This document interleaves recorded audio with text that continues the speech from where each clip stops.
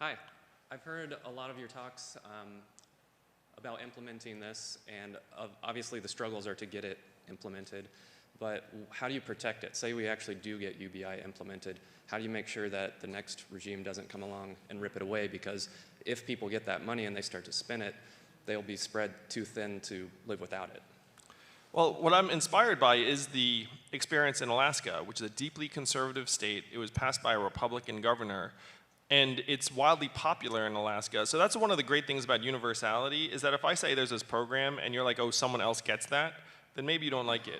But if this is something that everyone is getting, as is the case in Alaska, so if you check out what's going on in Alaska, it's been in effect for 37 years across many, many different administrations.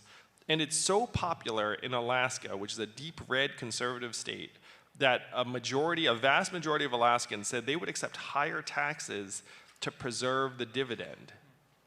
So if there's something, because right now, those of us, liberal, progressive, conservative, we still have this sinking feeling that if the money goes to the government, it just gets sunk into some bureaucracy and pipe and we'll never see it again. But if it's money that comes into your hands, then you're like, wow, this is something the government actually did right. And then if I say, hey, I'm going to take it away, you're like, what are you talking about? That's like the only thing you guys do well. And then everyone else would be like, yeah, that's the only thing you guys do well. It's literally like everyone's favorite thing. So this is what happened in Alaska, and that's what's going to happen in the whole US of A after I'm president and make this happen.